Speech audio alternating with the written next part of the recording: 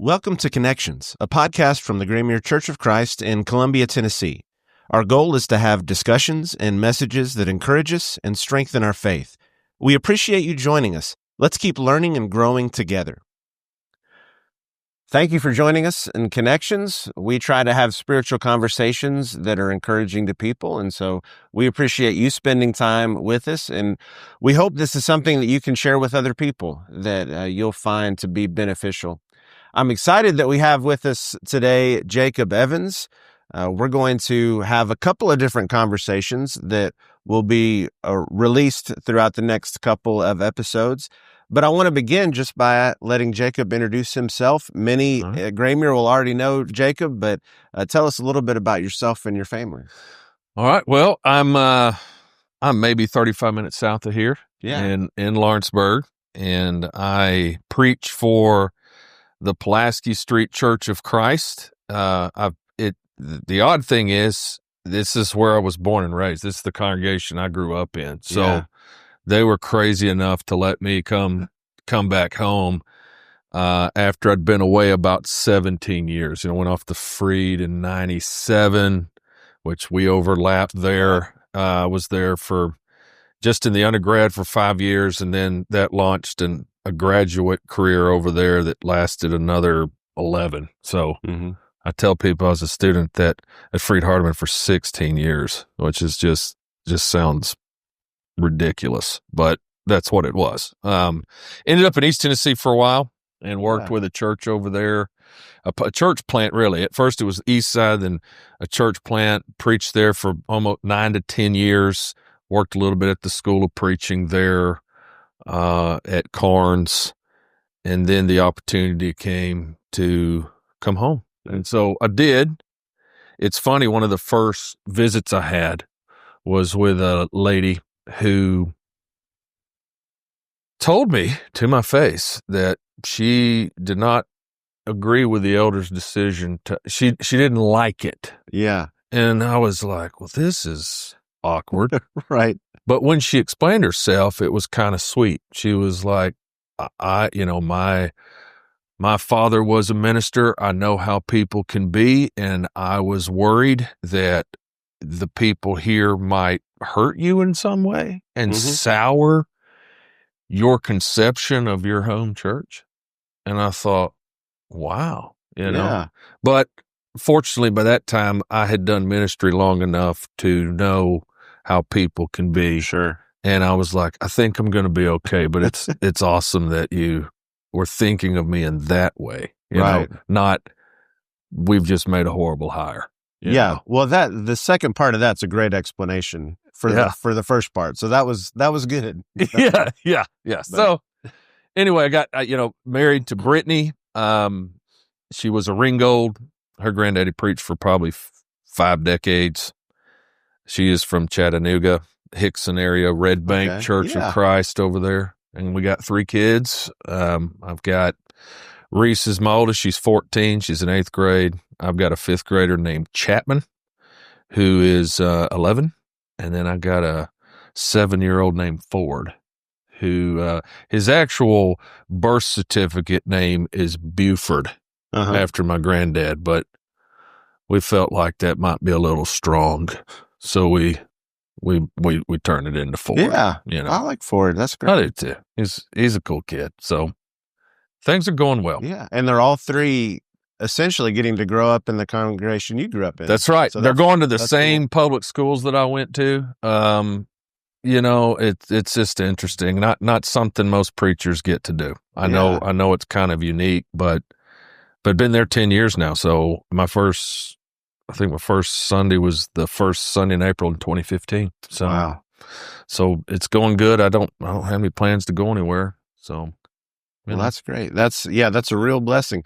Now, do they have any teachers that you had in the school system, or is there they had when I first got back, they did. And I remember one day going to the dry cleaner, and this lady, Miss Lee Moore, walks in, who I knew her favorite color was purple. She was my 5th grade teacher. Okay. Yeah. The thing that hit me was in 1st grade, I thought, this woman is pretty old. Like it's first grade. Sure. You know? Yeah. Everybody is. And then here I am, 20 years later, and she's still going, still vibrant.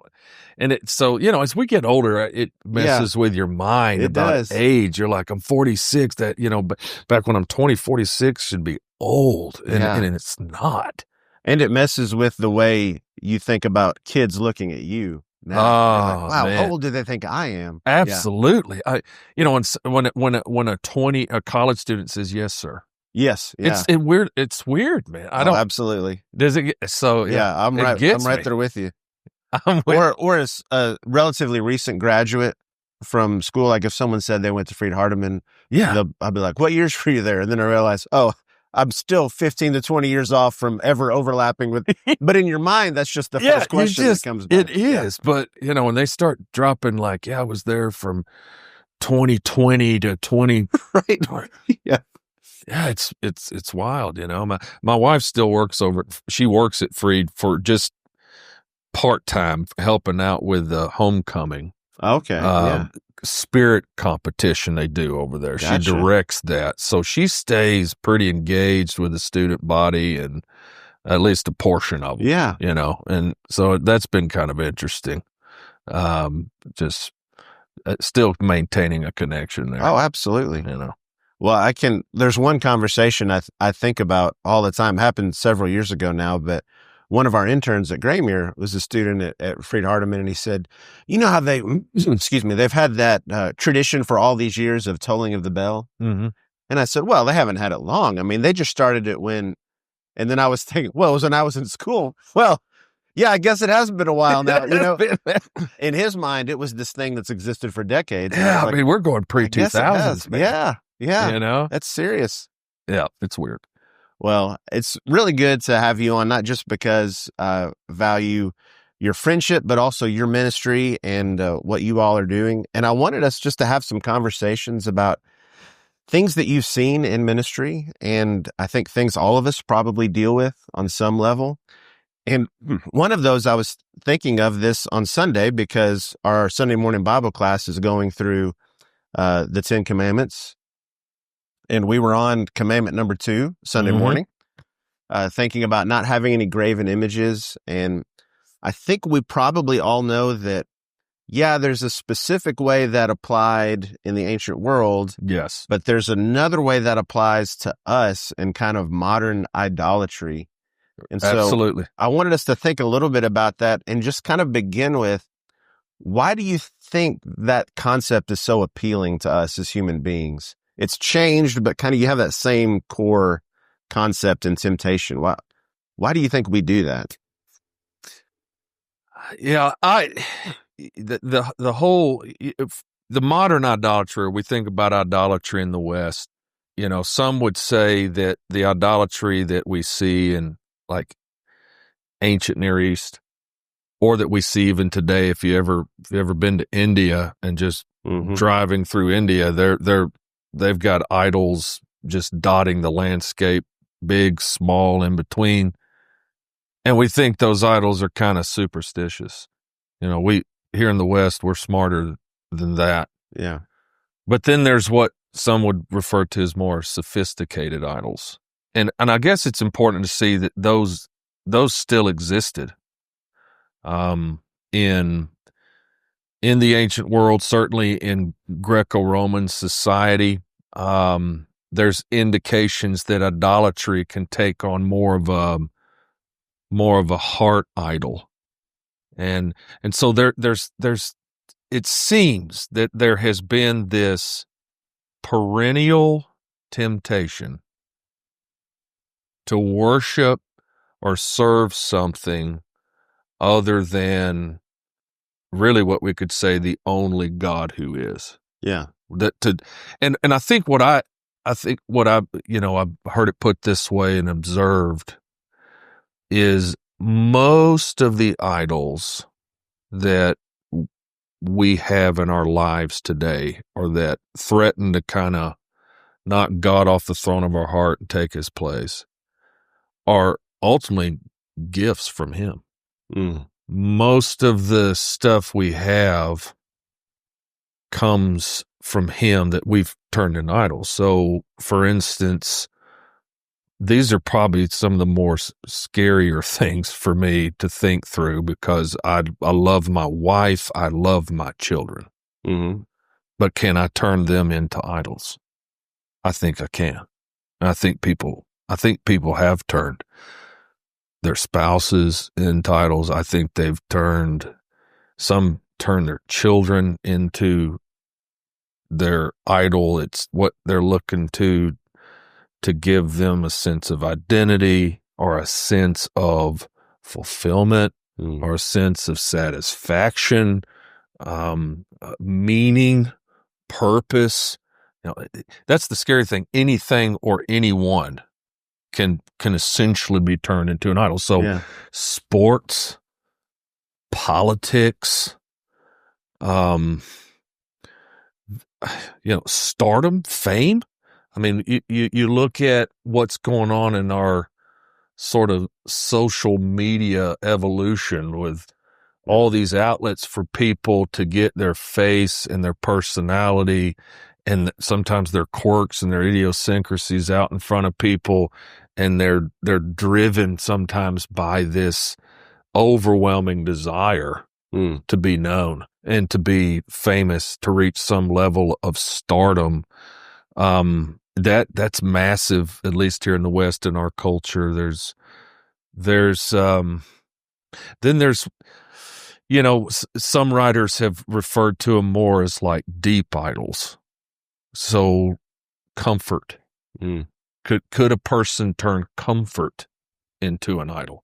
And if you did that, what would that look like? What would the implications of that be? What would the fallout be if you turned something like comfort into an idol? Well, you might avoid things that are difficult. You might, if you think about it in terms of Christianity, where there is this message throughout Scripture that we ought to be willing to suffer for our faith, that we ought to be willing to be persecuted for our faith. And then we're even asked to respond in ways that are sort of counterintuitive.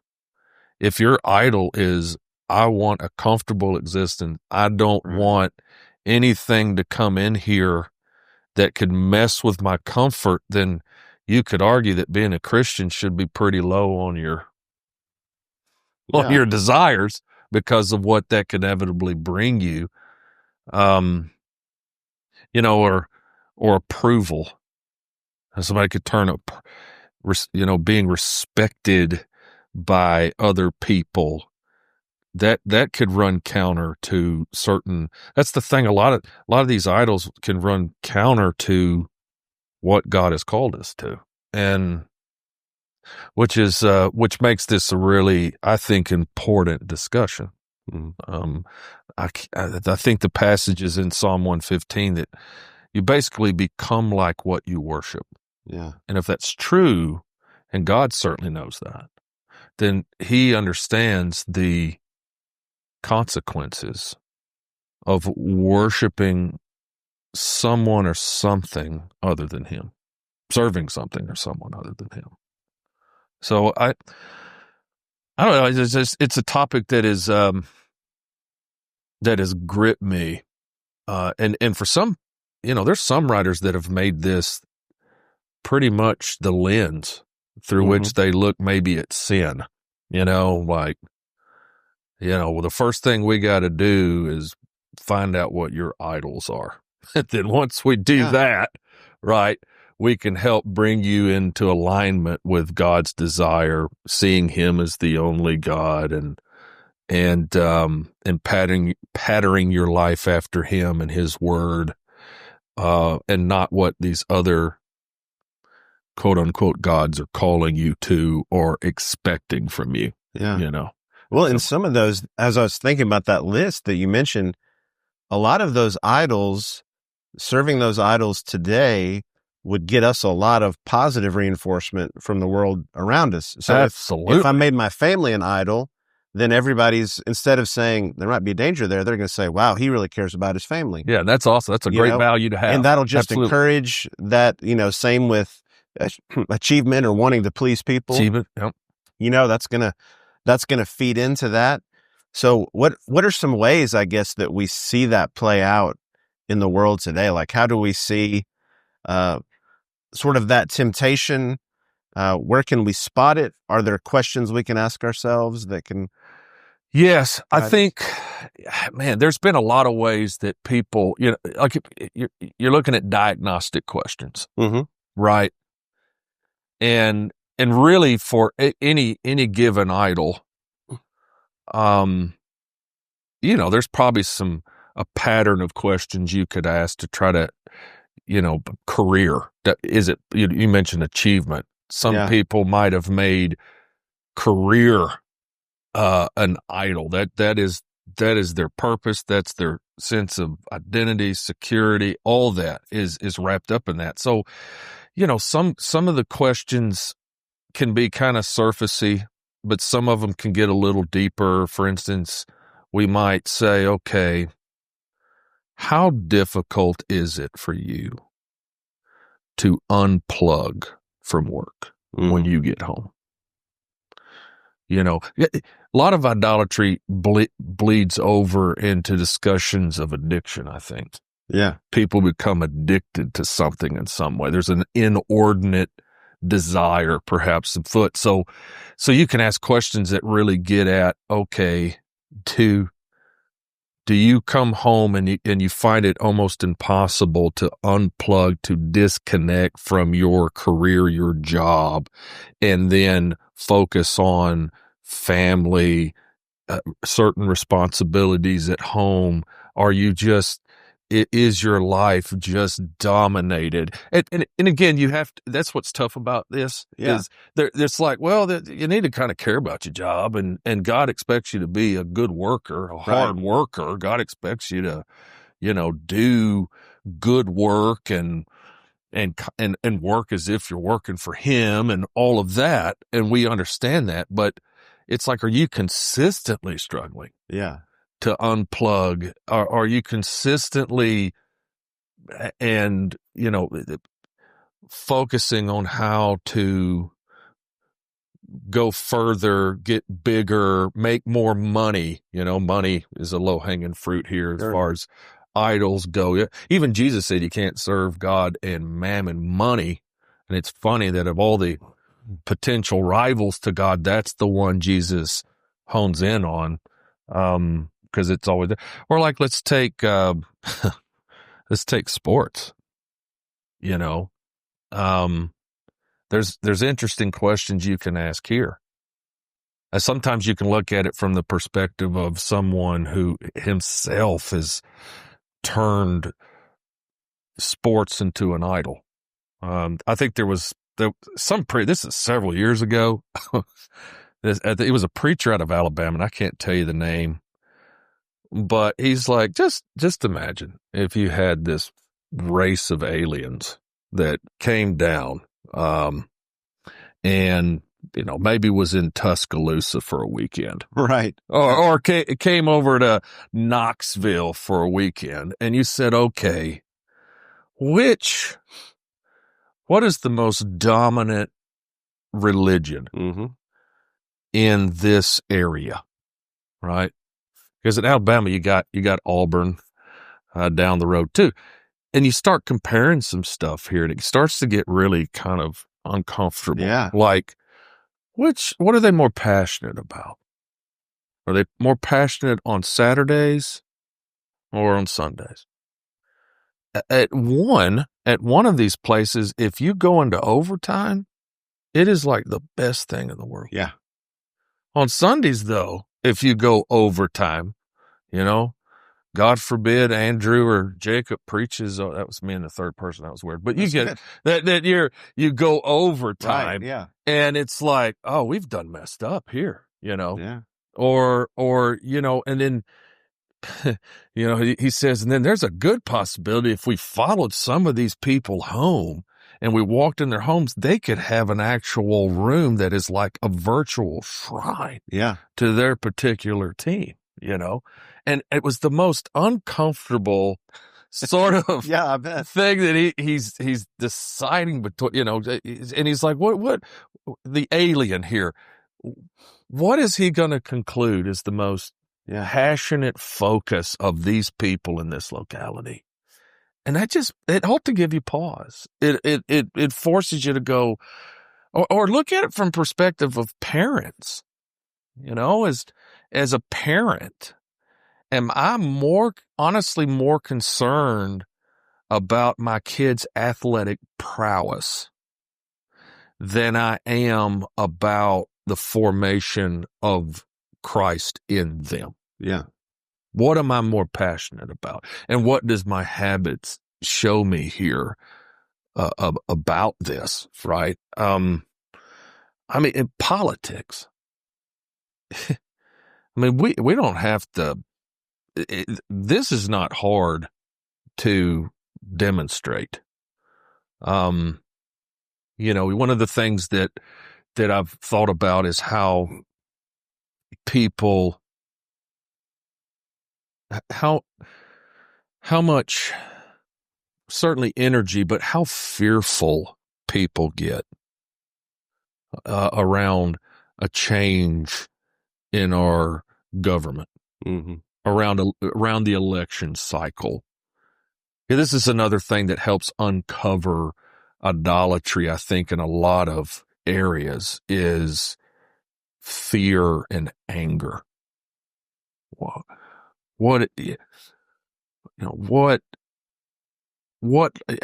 often do we, how often does one side demonize the other side, and vice versa? Do you, like, if you might have an idol, if you spend a lot of your time demonizing the other side as if they are just purely demonic. If you were to look at a list of people that have been considered the Antichrist. Yeah. Right. In the last, Barney the dinosaur showed up on this, by the way. Right, yeah. But if you had that list in front of you, how much of that list is populated with political figures?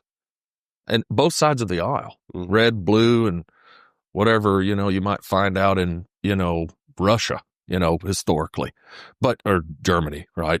So you look at that list and you find, okay, it might be that you've taken this to idolatrous proportions when you do that. Or do you become excessively fearful when your party does not get in the White House or whatever? Do you become extremely fearful that, like, the world's going to end, or, everything's going to collapse, or, doomsday sort of thinking? And then you got the idea of passion. What are you more are you more prone to go next door and tell somebody about your favorite political candidate?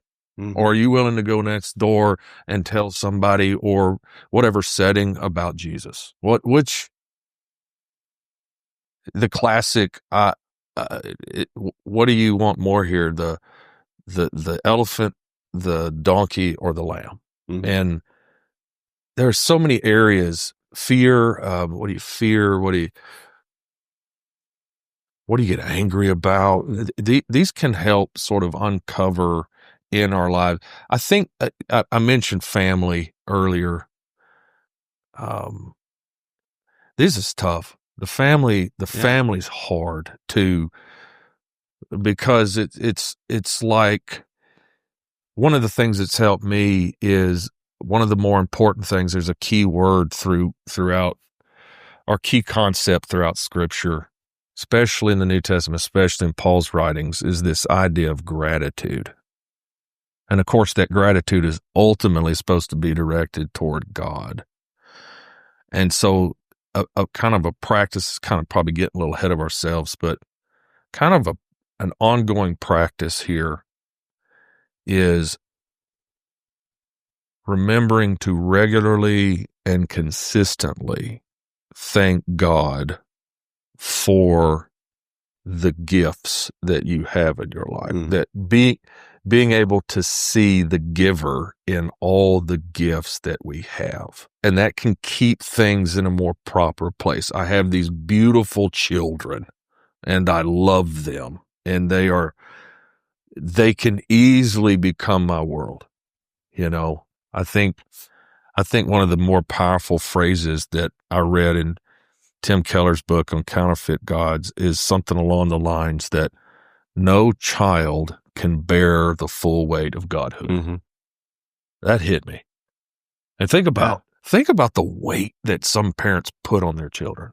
And it sets them up for disappointment, the children up for disappointment. They can't bear that. They can't bear it, and it can ruin them. I mean, if you're like, I need my child to be perfect because this child represents me in certain ways, I need to be known as this incredible parent. Yeah. Or my people trying to live through their children, this child, or children or whatever, they're responsible for my sense of fulfillment. Yeah. They are responsible for how I feel about myself. And you put that kind of weight, and the way it gets put is that the temptation is going to be either to under-discipline them, because maybe what you need from them is this like unconditional love, and you want them to always love you and always be happy with you. So you under-discipline them because you're afraid of their rejection or them getting angry when you actually say the word no. Or you over-discipline them. I mean, you really get after them because, again, you need them to project an image. And either route here, and I realize that trying to find here's the proper amount of that between these extremes, right, is sometimes a tough balance. But I think we understand either one of these extremes can ruin a child. Yeah. I mean, can really set them up for even problems. if they can't articulate why they feel the pressure. Yeah, they know it's there. They know it's there, and it gets them. And there's the C.S. Lewis. He wrote The Great Divorce, and it's an interesting, sort of fantasy, right, where you're getting on a bus and there's the great divorce between heaven and hell, but there's a woman in the story who's got a son named Michael. She lost him. He died, and she, of course, preserved his room as if he never left. And so here she is on her journey to heaven. And God, I guess, in C.S. Lewis's imagination, sends her brother to her to kind of help her make the transition into heaven, whatever. She was disappointed that it was her brother because she was fully expecting it to be her son, right? So there's this conversation that ensues between her and her brother about, hey, where's Michael? That's who I want to see. And then you have her brother saying, well, here's the thing. You will see Michael, but you got to want to see God first. Right. And I know it's all sort of fantastical and all of this, but she keeps insisting, right, that she wants to see Michael. And then it's kind of like, okay, if in order to see Michael, I have to see God, then let's just get that over with so that I can see Michael. And then her brother's like, well, that's not really the right attitude to have. It needs to be. Yeah. You should want to, and this is challenging for any parent, certainly even if they didn't lose them tragically like this. When we think about the afterlife, we think about heaven, how much of our focus is actually on seeing God, right? Being with God, rather than we think family reunion, right? And so we go into heaven looking for all our loved ones, and here's God right over here, right. And we just pass by him, like whatever. And I'm not saying that's even going to be possible, but you get the point. This woman, and as soon as we want to say, like you said, it seems like a really good thing. She loved her son so much, and then we're confronted with Genesis 22, right? What's that about? Well, it's about a lot of stuff. But here is God asking a father to kill his own son. And I know skeptics and atheists rage against that story and like, what God would ask someone to do that. But should it not challenge us? And it really all kind of comes back to that, the greatest command. Yeah. Right? Love God with your mind and your heart, your very life, all your strength. And we come back and go, the idolatry question forces us to go back to that fundamental command and ask ourselves, do I really love God? Like we just assume we do. That's why this whole discussion is so interesting to me, because there's so much sometimes Christianity we just assume, well, I've got that. I love God, love neighbor, Right. Yeah. Let's get on to what's worship supposed to look like. How am I saved? Those kinds of things. But it's not easy. And like you mentioned, isn't it interesting? The first two commands that come right out of the gate in the 10 words, the 10 commandments, has to do with where is God in my hierarchy of allegiances. Well, and even I think about that Abraham passage is such a powerful example. And that's the first time we see the term worship used, when Abraham says, we're going to go over here and worship. And it's describing the most terrible thing any parent could imagine. So that tells us a lot about worship. What's the point of worship? Well, it can't always be for me to feel good, because that's what he was. Absolutely. And it was also, not just Isaac, everything Isaac represented, all of his, are you willing to give that up? And I do think there's a real danger that we have in putting that kind of weight on other people. But it also gets reinforced in every movie or TV show anybody's ever seen. You find the person that completes you, Yeah. And Jerry Maguire, man. Yeah. And then you're like, so then you put all that weight on that person. All of it. And that now you're responsible for how I feel about myself. Well, that's not going to be healthy long-term either. No, I'll tell you a great example of this in the Bible that's easily overlooked is Leah and Jacob.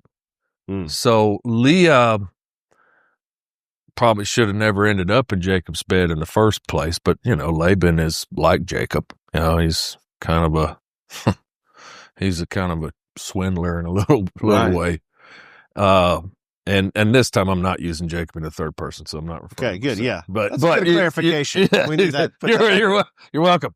I needed that to be very clear.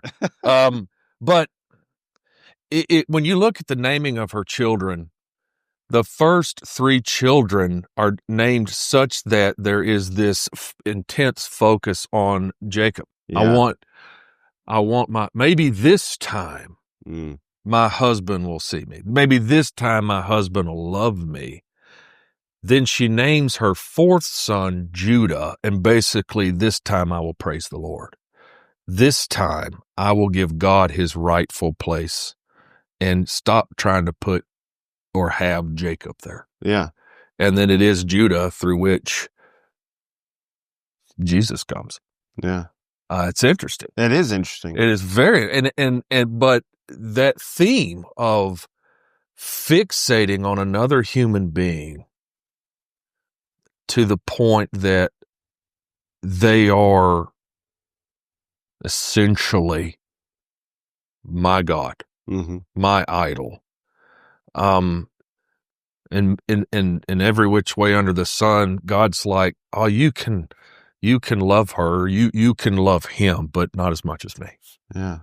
And it's tough. That's the part of this that even when I'm maybe teaching on it or talking about it in a class setting, you can see people's minds going, is he really calling us to that? Yeah.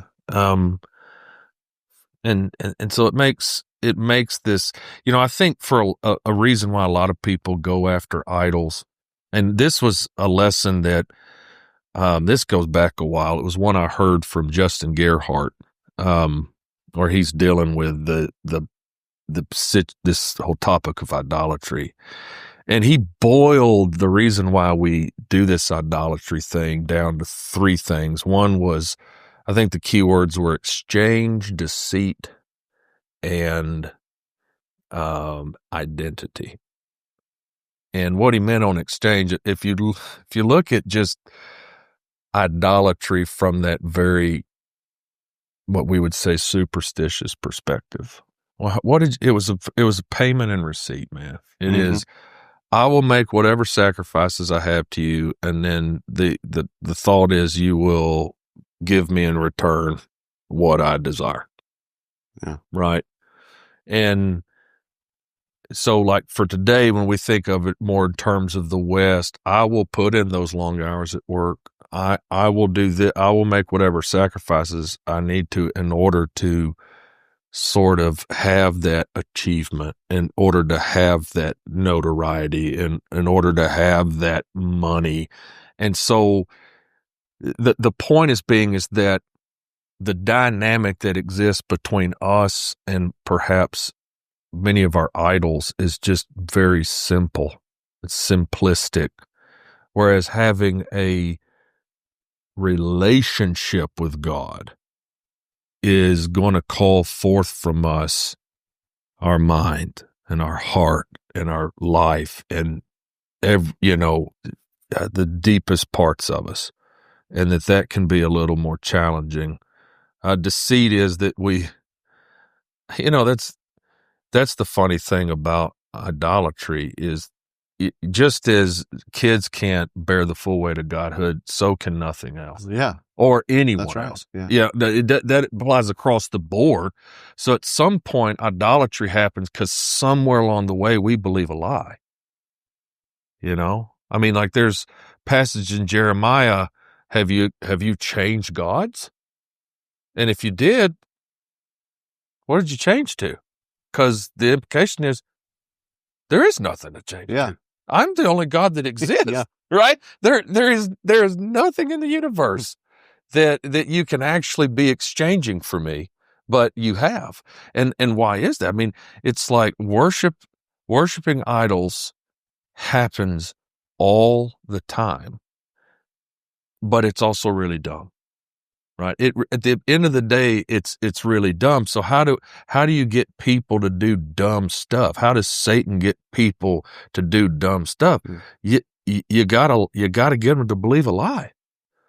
That happened in the garden. How are you going to get Eve, who's just been told by God, who she's hanging out with, don't do this?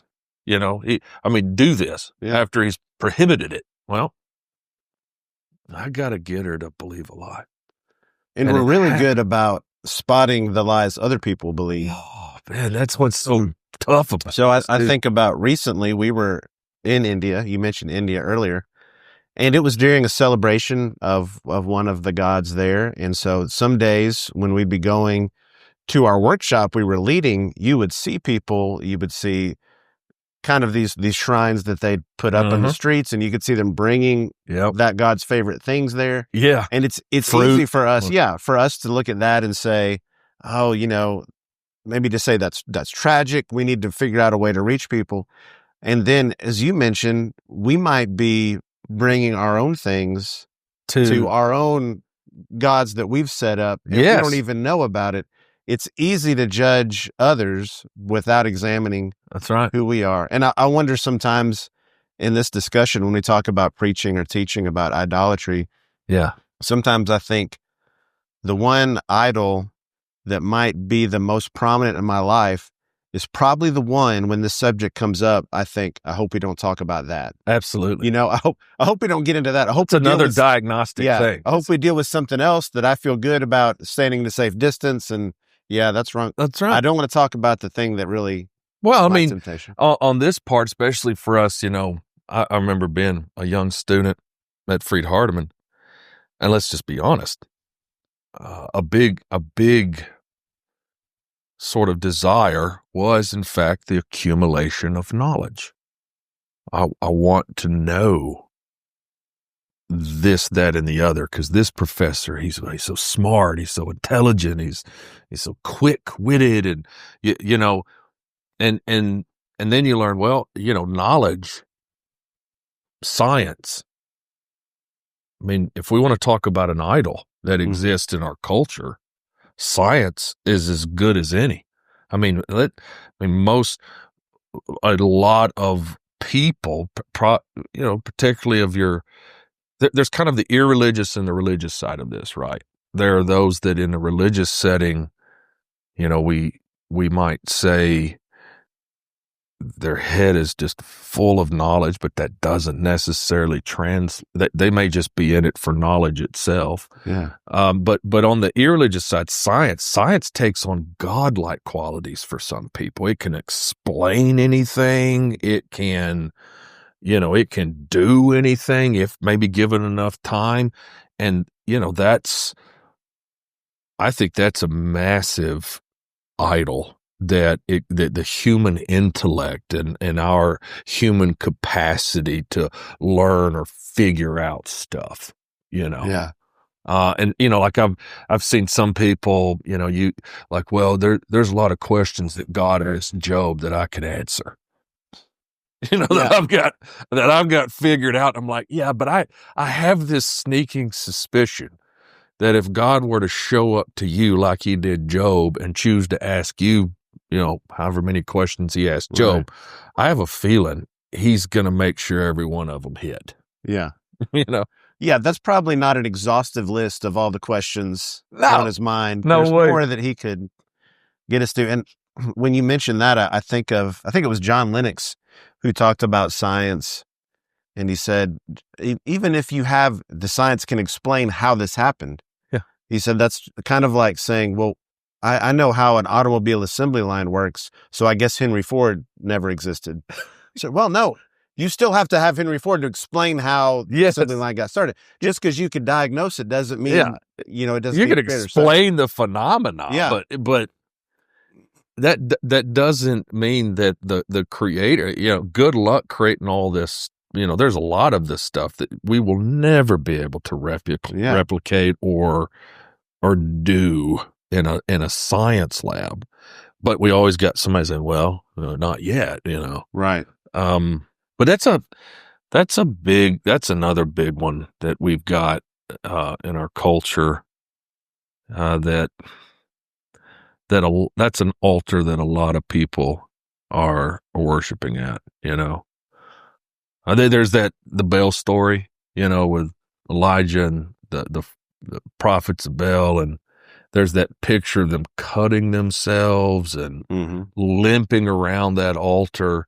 And I realized that, again, we don't have people actually doing that in front of an image per se, but it's kind of an apt description of the lengths that some people have gone to, in a way, to serve this whatever idol it might be. Yeah.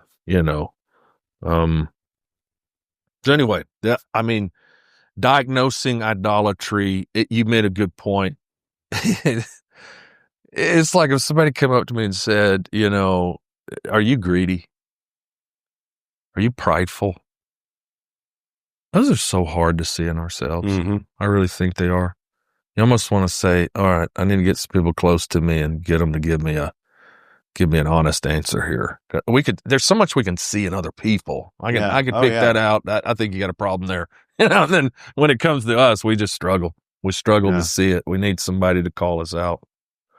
This can get in your head. This idolatry thing can get in your head pretty quick, where you're like, well, am I guilty of turning this, that, or the other into some sort of idol?